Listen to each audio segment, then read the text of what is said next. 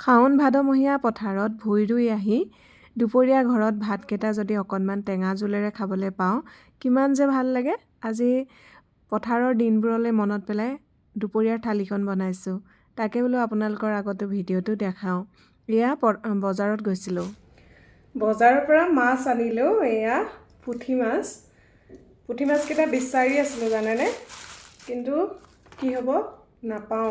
আজি আৰু দেখা পাই সৰু সৰু বাট ধুনীয়া মাছকেইটা দেখা পাই আৰু ৰৈয়ে নাথাকিলোঁ, বোলো লৈ যাওঁ। আৰু এইকেইটা মাছত 100 টকা, 300 গ্ৰামত 100 টকা। এতিয়া আমাৰ গাঁৱৰ ফালে চাগে মাছ এভেইলেবল হৈছে। বাৰু যি নহওক, টাউনত থাকিলেও গাঁৱৰ এটা সোৱাদ লওঁ বুলি ভাবিলোঁ। পুঠি মাছ আনিছোঁ যিহেতু, ঘৰত আছে কঁঠাল গুটি, ঔটেঙা আৰু মচুৰ দালি আছেই, গতিকে বোলো বনাওঁ। আৰু কেইবাবিধো বনাইছোঁ, তাকে ভিডিঅ'টো আপোনালোকৰ মাজলৈ লৈ আহিছোঁ।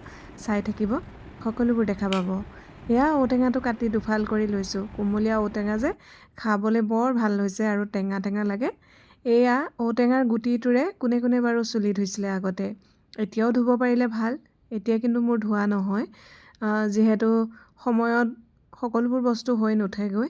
আগতে কিন্তু আমি ঔটেঙাৰ বীজেৰে চুলি ধুইছিলোঁ।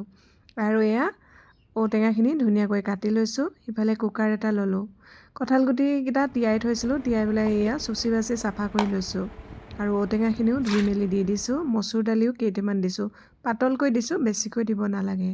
জোখমতে দিলোঁ পানী আৰু নিমখ দি এতিয়া মই চিটি মাৰিবলৈ দিম।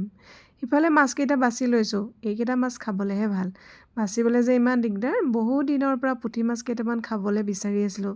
আজি ভাগ্য ভাল আছিলে, বজাৰত গৈ দেখা পালোঁ আৰু 100 টকাত 300 গ্ৰাম দিলে। তাকে বোলো লৈ ঘৰ পালোহি। বেছিকৈ আনিবও নোৱাৰি, বাচিব নোৱাৰি নহয়। তাৰপাছত কেৰাহীত মিঠাতেল গৰম হ'বলৈ দিলোঁ আৰু মাছকেইটা বোলো ফ্ৰাই কৰি লওঁ। নিমখ হালধি সানি লৈছোঁ জোখতে।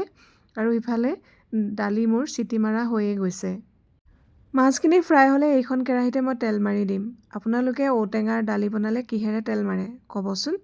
মই হ'লে কেতিয়াবা নহৰু দিওঁ আৰু কেতিয়াবা পাঁচফোৰণ। আজি পিছে কালজিৰা আৰু সৰিয়হ দিলোঁ, লগতে এটা শুকান জলকীয়া।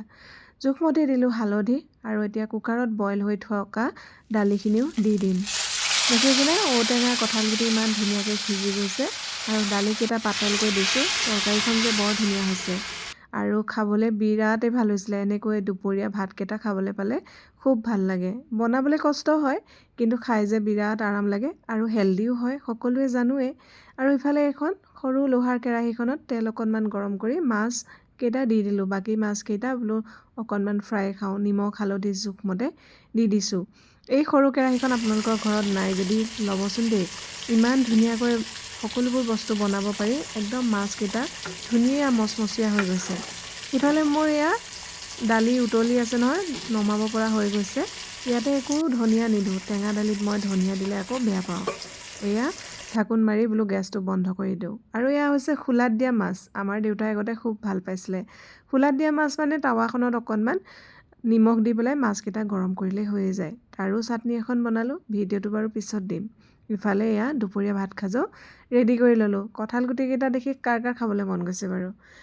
সঁচাকৈ বৰ ধুনীয়া হৈছিলে। পুঠি মাছ, ঔটেঙা, ঢেকীয়া বোলে খালেহে বোলে বুজিবা সোৱাদৰ মূল। ঢেকীয়া বাৰু নাই, কিন্তু ঔটেঙাৰ লগতে ইমান ধুনীয়া হৈছিলে। বহুতে আকৌ আলু দিও বনায়। আলু বোলো দিয়াতকৈ আজি মই মচুৰ দালিৰ লগতে বনালোঁ। পাতলকৈ বনোৱা দালিখন যে ইমান ভাল হৈছে খাবলৈ। বাৰু আজিলৈ আহিছোঁ, বাই বাই।